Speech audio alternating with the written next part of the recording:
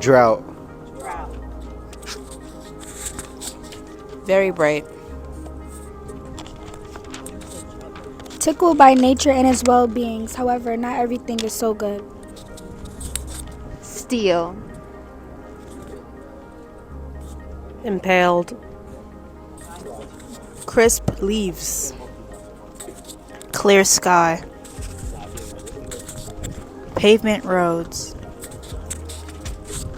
Soft wind, bright sun. Changed. Brown and red bricks. As the howling, pollen-filled wind blows, turbulence is all that I know. With what has been fallen, but also what has been forgotten. Dead bird. Old broken pink toy. The forest. Bright and beaming. Nesquik wrapper. The greenery that surrounds is depleted by the trash that's all around. Dead leaves.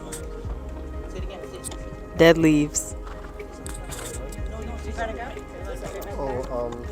Sunshine.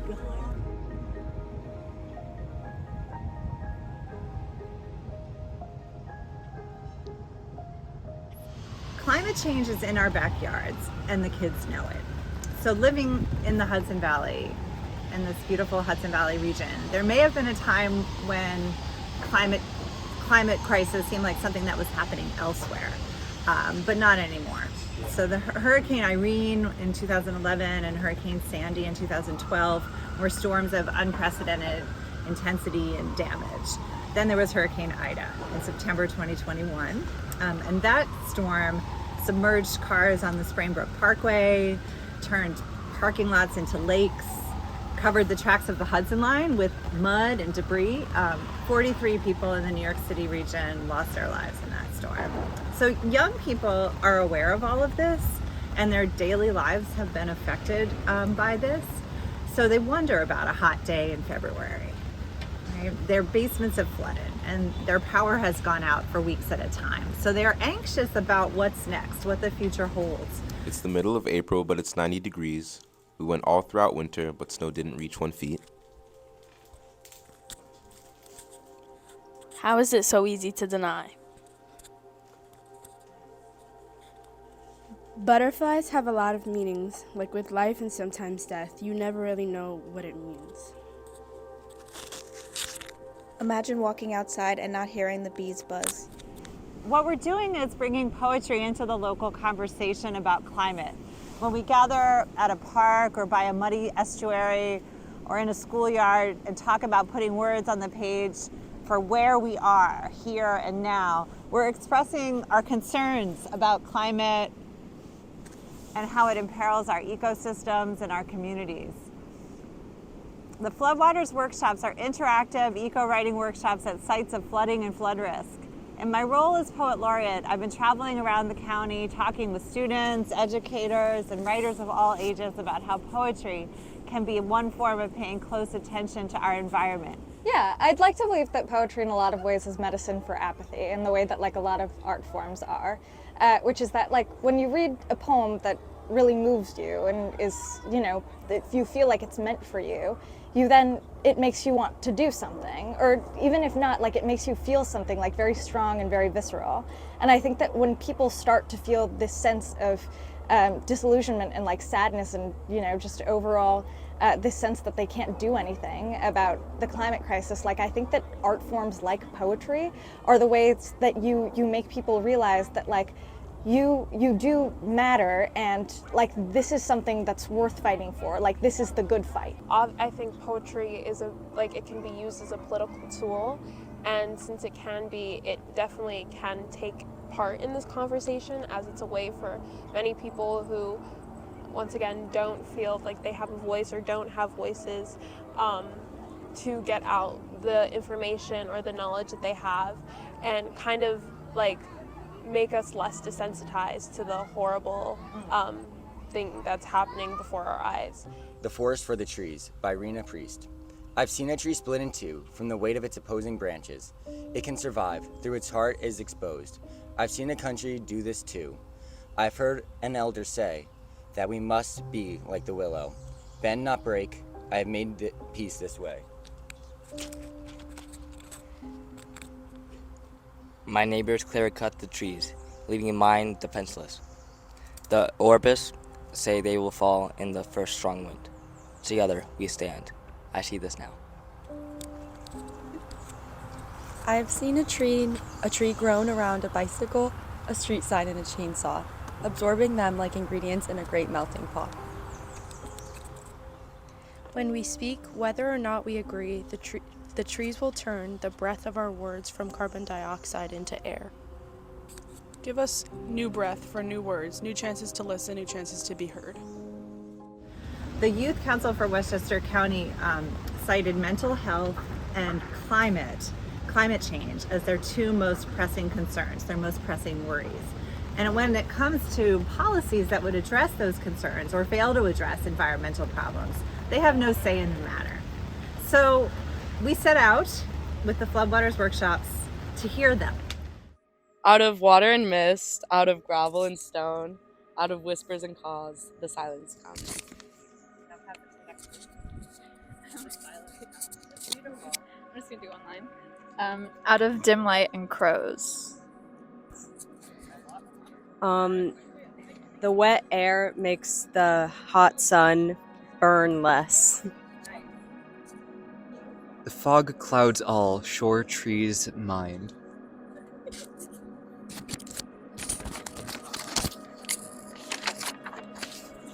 Trees, the glorious creatures that roam the earth. Our presence lifts the finite fog, black crows make their voices known.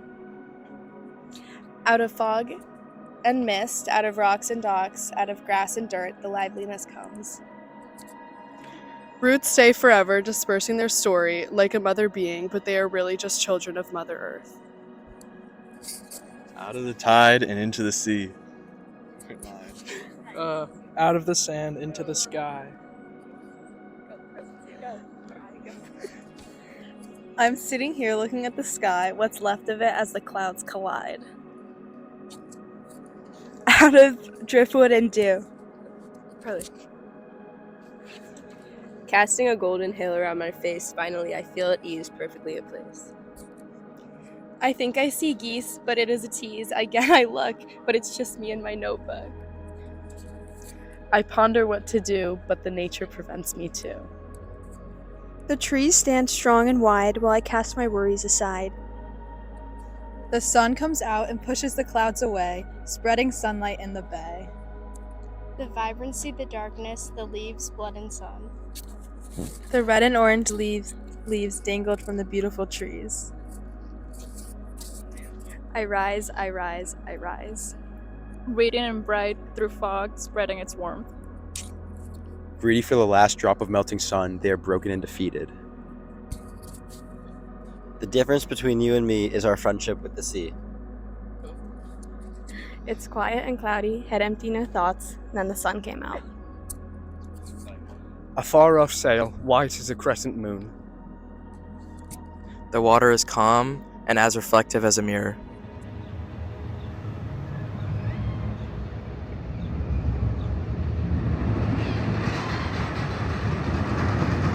So other teachers joined me in the field, which allowed us to extend the reach of the workshops to enable a richer braid of voices.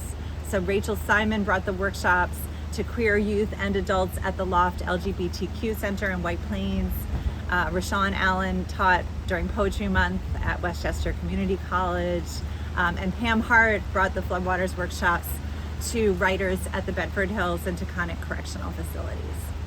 Technology is a tricky thing within, a prison, but luckily the partner, Rehabilitation Through the Arts, has a great sort of history and its own community of alums, formerly incarcerated people who they continue to be in touch with. And so we thought it would be a great idea to have an alum do a reading of some of the poems. And so the RTA folks reached out, and there were two people right there who are willing to step in and take on the role of embodying these poems.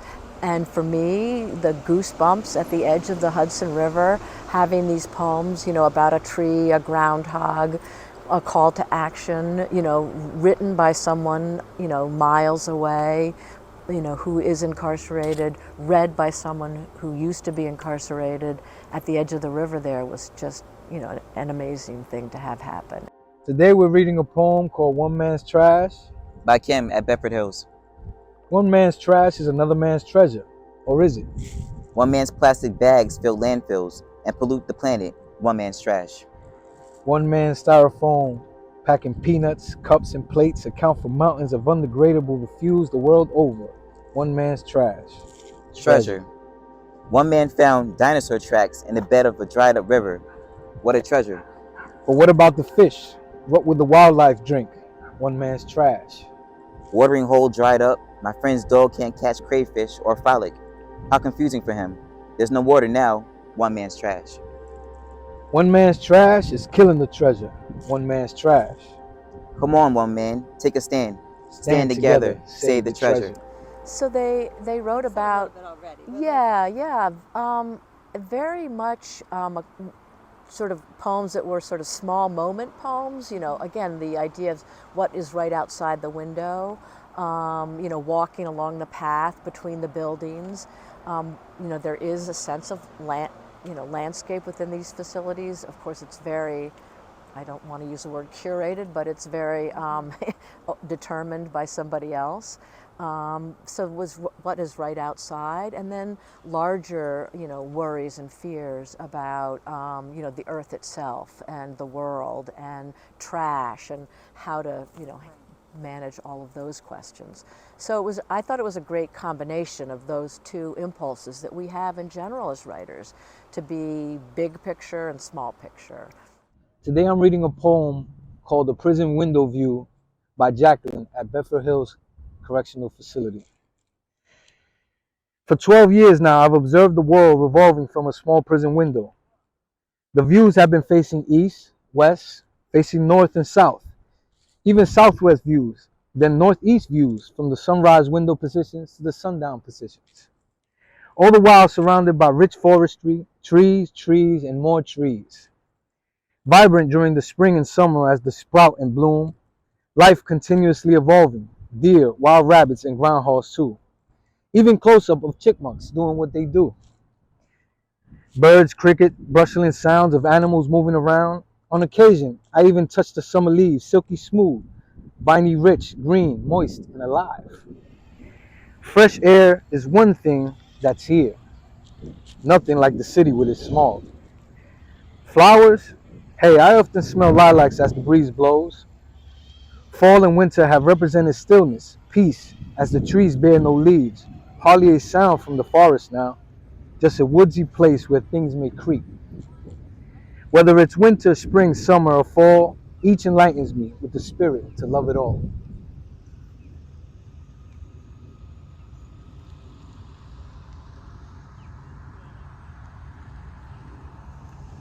I wanted to reach people who are often left out of the conversation. So maybe because they are too young to vote, or because they are marginalized or excluded from public discourse in some other way. So the fundamental reality of climate change is that there are disproportionate harms, that those who have the least stand to lose the most. The drive into work after the hurricane was like a war zone. Passing certain areas that were completely flooded over, that you knew the day before it was dry land, right? And so there was kind of like this, excuse the pun on words, this sinking feeling that we experienced on the way. But even so, we were still kind of hopeful to say, all right, well, our kids and we'll be back next week. We didn't know how bad the damage was, that it completely took out the first floor of our building. And although the building is large, that first floor is needed, right? For instruction. So we had to make the decision to shut the entire school down for 2 more months. We were not able to get back in here until November. We were all traumatized. We were all traumatized. Nowhere was that reality, the reality of climate change, more clear to everyone than at New Rochelle High School. When I went into Miss Winter's classroom on the first floor of that building, she pointed out that where I was standing at the board after Hurricane Ida, that spot was 2 feet underwater. So I was very moved to talk to the people, the teachers, the educators, and the students at New Rochelle, everyone I encountered there. And I was very moved by the spirit of resilience that they had in their school community. Out of here and into now. Here was the brown red brick building. Now is the future to come. What separates the future from now, when each second is the future, present, and past at once. This was then and then is now. This was a building for education. Then a building symbolizing authority, social class, and structure. Reserved for administrators, principal, for administrators only. This is the different parked cars of different colors, class, and price. That was there and here is now. There was the leaves and long skinny trees framing the building, skyscraping the sky. Driving home, I look out my window and see the stars. But when I try to get a better look at them, we pass a streetlight, and all I can see is my reflection. I'd hate to think that one day, Earth might not get to see the stars because of people like me driving home. Skeptic. When a steamed oyster welds its crinkled mouth shut, it is considered dead. The muscles holding the shell together become so disjointed and constrictive that it refuses to relinquish its hold. When you eat that padlocked oyster from a sup-bar seaside bistro overlooking a scene of smoking cement pillars, you get really nauseous. Our trend skeptic stomachs cannot simply disregard their reluctance to open up, their shells unyielding, like a child pinching their mouth tight, hoping it will close the floodgates that are their eyes after skinning their delicate skin on the pavement. My knees are bruised from kneeling in our ever-shallowing waters, searching for spats. Global warming spewing drought into the essential pools of life, like rubbing salt into an opened wound that's begging to be healed. I too feel my jaw grow sore when I hold my lips too tight, especially when my parents remind me I am still a child and lack responsibility. And all I want to do is bark back and remind them how truly aged I am as I watch the world crumble below my feet, taking my childhood with it. I hope when the world eventually swallows me up, it becomes violently sick, a taste of its own medicine.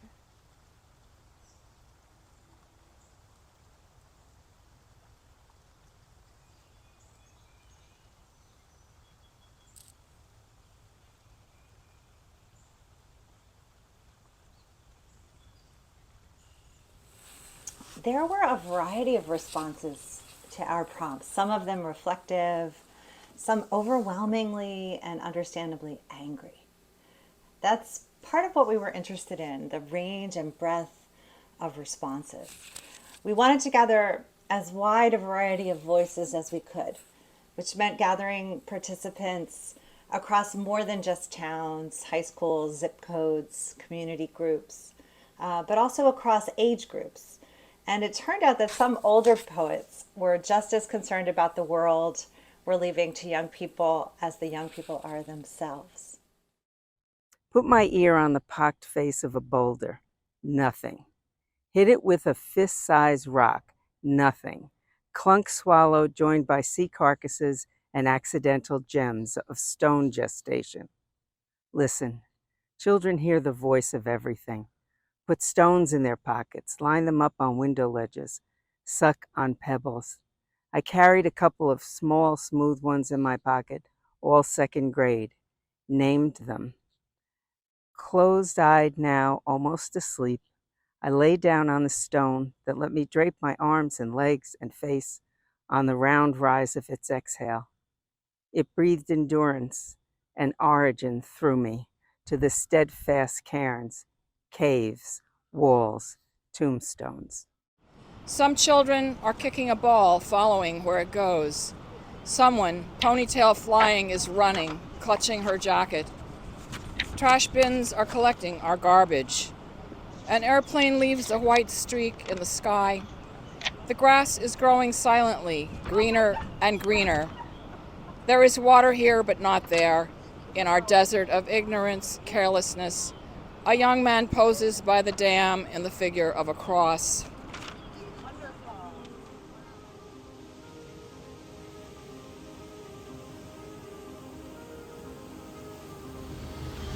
I feel like it was bigger than I knew when I was in the middle of it.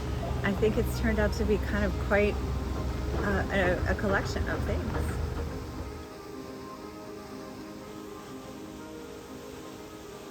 It's really hard to measure the effect or impact of reading and writing poetry with 400 people in one county over the course of 1 year. But I've got to think it's better than not reading and writing poetry with 400 people, right? You can look at it like ripples in a pond moving outward, or you can just look at their faces. Some of these kids need to express their anxieties and their hopes. I think the Floodwaters Workshops gave them briefly an opportunity to do so.